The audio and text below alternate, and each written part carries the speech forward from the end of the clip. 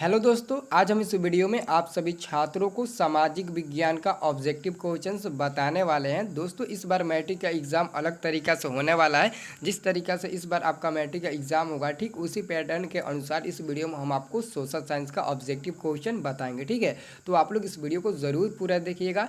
दोस्तों, इस वीडियो में हम आपको मॉडल पेपर सेट 1 का ऑब्जेक्टिव क्वेश्चन बताएंगे, जिसमें 80 ऑब्जेक्टिव क्वेश्चन मौजूद रहेंगे। ठीक है, और दोस्तों ये मॉडल पेपर मार्केट में काफ़ी ज़्यादा घूमने के बाद मिला है। यह मॉडल पेपर आपके मैट्रिक बोर्ड परीक्षा के लिए बहुत ही अच्छा है। ठीक है, अगर आप लोग भी खरीदना चाहते हैं तो कमेंट करके हमें बता दीजिएगा, सर मुझे भी खरीदना है, इसका नाम क्या है हमें बताइए। ठीक है, तो मैं आपको ज़रूर बताऊंगा। ठीक है, तो चलिए हम वीडियो को स्टार्ट करते हैं। ठीक है, तो दोस्तों 80 ऑब्जेक्टिव क्वेश्चन बताएंगे, जिसमें से आपको 40 का आंसर देना होगा। ठीक है, ये जो आपका नया पैटर्न है उसी के अनुसार हम आपको ऑब्जेक्टिव क्वेश्चन बताएंगे। ठीक है, इसमें भी दोस्तों प्रश्न संख्या 1 से 80 तक के प्रत्येक प्रश्न के 4 विकल्प दिए गए हैं, जिनमें से कोई एक सही होगा। ठीक है, और अपने द्वारा चुने गए सही विकल्प को OMR पत्रिका पर चिन्हित कर देना। ठीक है, जैसे इसके पहले साल आपसे सामाजिक विज्ञान में 80 ऑब्जेक्टिव क्वेश्चन पूछा था, ठीक वैसे ही इस बार भी सोशल साइंस में 80 ऑब्जेक्टिव क्वेश्चन पूछेगा, और उसमें से आप लोग केवल 40 का ही आंसर दीजिएगा। ठीक है, तो यहाँ पर दोस्तों देख लेते हैं इस बार कितना ऑब्जेक्टिव है और कितना ऑब्जेक्टिव पूछेगा। ठीक है, तो सबसे पहले चलिए हम क्वेश्चन में 1 से स्टार्ट करते हैं। सभी लोग हमारे इस वीडियो को लाइक कर देना। ठीक है, और इस मॉडल पेपर को खरीदना चाहते हैं तो हमारे कमेंट बॉक्स में कमेंट करके बताइएगा, या फिर आप टेलीग्राम ज्वाइन करके टेलीग्राम पर भी मैसेज कर सकते हैं। टेलीग्राम का लिंक इसी वीडियो के डिस्क्रिप्शन में दिया गया है। ठीक है, आप लोग टेलीग्राम ज्वाइन करके आप वहाँ से भी आप हमें मतलब कि आप हमें अनुरोध भेज सकते हैं। ठीक है, तो पहला क्वेश्चन है दोस्तों, यंग यूरोप नामक संस्था का गठन किसने किया? यंग यूरोप नामक संस्था का गठन किसने किया था? तो ऑप्शन है काबूर, मेजनी, बिस्मार्क और मेटरनिक। तो आंसर आपका होगा ऑप्शन नंबर बी, मेजनी ने किया था।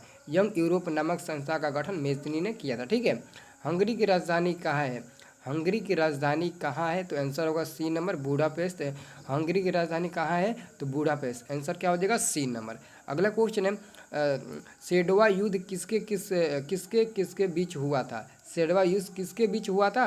तो ऑस्ट्रिया और प्रसा के बीच सेडवा जो युद्ध हुआ था वो इन्हीं दोनों के देशों के बीच हुआ था। आंसर हो जाएगा ए नंबर। ठीक है, अब दोस्तों अगला क्वेश्चन देखिए, तो अगला क्वेश्चन है दोस्तों, क्रीमिया युद्ध कब हुआ था? क्रीमिया युद्ध कब हुआ था?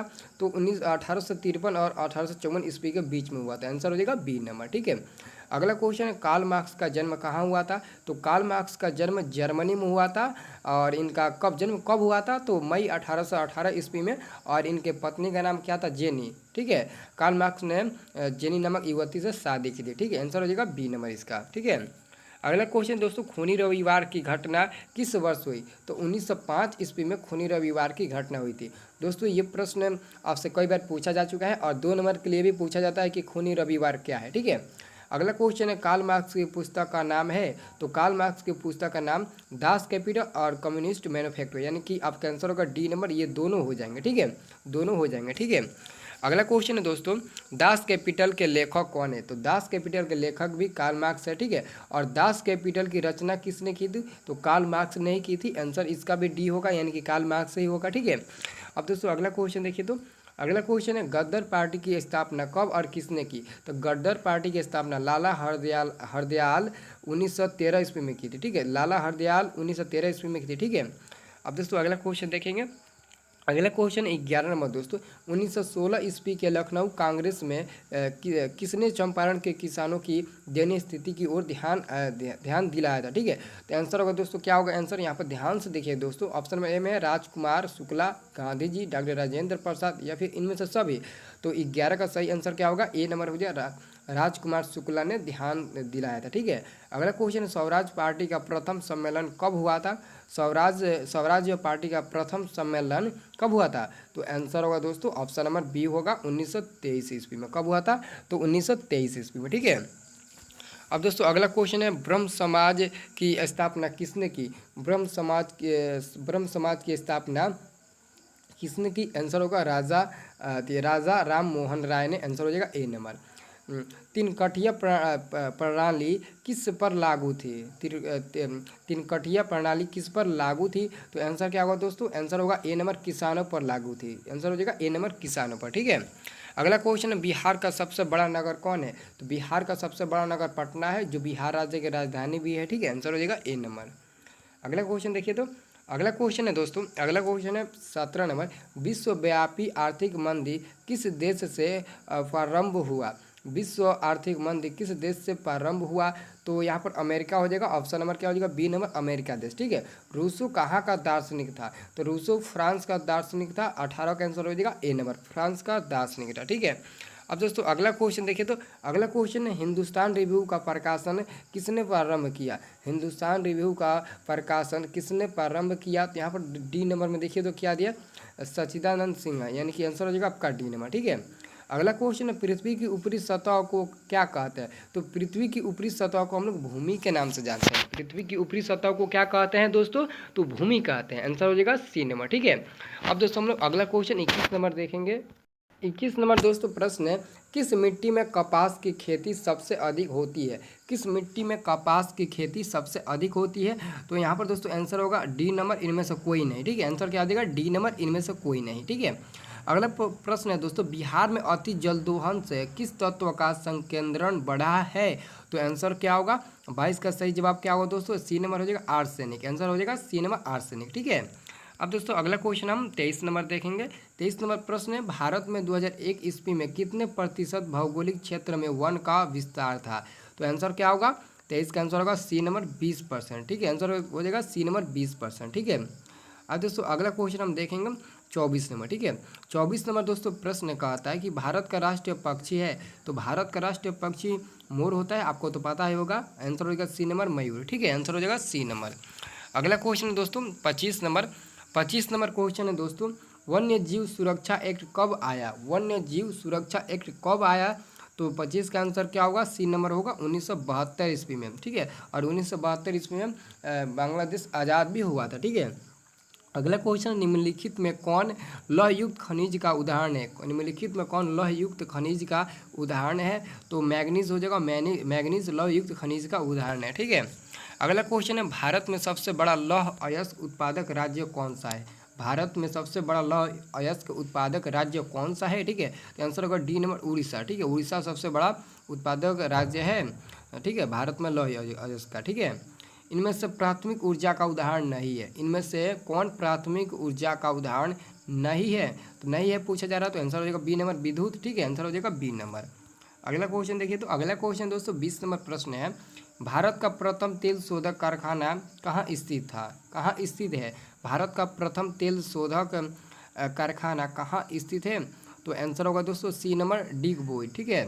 अगला क्वेश्चन है, भाखड़ा नंगल परियोजना किस नदी पर स्थित है? तो इसका आंसर होगा सी नंबर सतलज नदी पर स्थित है। ठीक है। भारत में कृषि पर कितनी प्रतिशत आबादी निर्भर है? भारत में जो है वो कृषि पर कितनी प्रतिशत आबादी निर्भर करती है? ठीक है।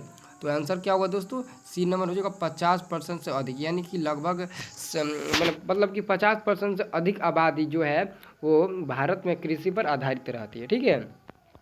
अगला क्वेश्चन है, रबी की फसल किन महीनों में बोई जाती है? अब बताइए दो, इसका आंसर कौन दे सकता है? रबी की फसल किन महीनों में बोई जाती है, इसका आंसर कौन कौन दे सकता है? जो दे सकता है इसका आंसर फटाक से कमेंट करके बता दीजिए। इसका आंसर हम आपको नहीं बताएंगे, बल्कि आपको इसका आंसर बताना है कि रबी फसल किन महीनों में बोई जाती है, यानी कि जो गेहूं आपके खेत में बोई जाती है वो किन महीनों में बोई जाती है, आप बता देना। 2 महीना का नाम इसमें दिया है। ठीक है। अगला क्वेश्चन है दोस्तों, उत्तर भारत का मैनचेस्टर कहलाता है, तो आंसर क्या होगा दोस्तों? आंसर हो जाएगा डी नंबर कानपुर कहलाता है, कानपुर। ठीक है। अगला क्वेश्चन है, देश के वायु परिवहन का आरंभ किस वर्ष में किया गया? किस वर्ष में किया गया? तो आंसर होगा सी नंबर 1911 ईस्वी में। ठीक है।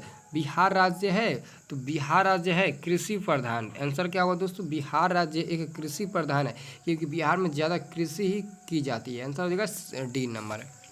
अगला क्वेश्चन है दोस्तों 37 नंबर प्रश्न है कि बिहार में ताप विद्युत केंद्र कहाँ स्थित है? बिहार में ताप विद्युत केंद्र कहाँ स्थित है? तो 37 का आंसर क्या होगा दोस्तों? तो आपका जो 37 का आंसर होगा बी नंबर हो जाएगा बरौनी में स्थित है। ठीक है। ग्वालियर बरौनी, यानी कि बरौनी में स्थित है। ठीक है। 2001 ईस्वी की जनगणना के अनुसार बिहार की कुल आबादी क्या है? बिहार की कुल आबादी कितना है 2001 के अनुसार? ठीक है। तो आंसर होगा बी नंबर 10.29 करोड़, यानी कि 10.29 करोड़ के आसपास। ठीक है। अगला क्वेश्चन दोस्तों 39 नंबर है। 39वां प्रश्न, निम्नलिखित में कौन मानव जनित आपदा नहीं है? मानव जनित आपदा नहीं है यानी कि वो क्या होंगे? तो इसमें से कोई नहीं होगा, ठीक है। यहाँ पर 39 का आंसर क्या होगा दोस्तों?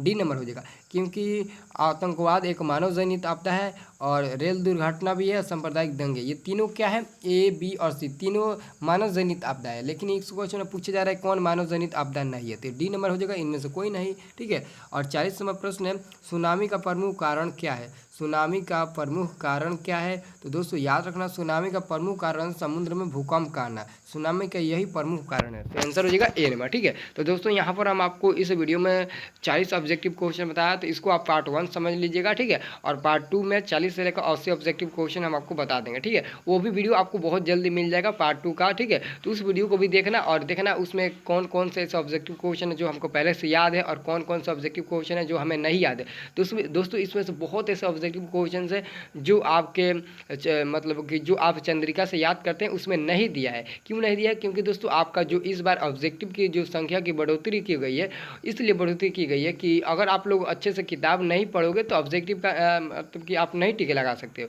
क्योंकि दोस्तों इसमें ज़्यादातर बुक के अंदर से ऑब्जेक्टिव क्वेश्चन पूछता है, ठीक है। तो इस मतलब कि मॉडल पेपर में ज़्यादा मतलब कि बुक का ऑब्जेक्टिव दिया है, ठीक है। तो बहुत ही अच्छा है, अगर आपको अच्छे नंबर लाना है तो इस मॉडल पेपर यूज़ कीजिएगा, ठीक है। तो कमेंट करके हमें बताइए कि आपको ये मॉडल पेपर चाहिए और इसका नाम जानना चाहते हैं तो प्लीज़ कमेंट करके बताइए। और ऐसे ही और वीडियो के लिए हमारे चैनल को सब्सक्राइब कर लीजिएगा।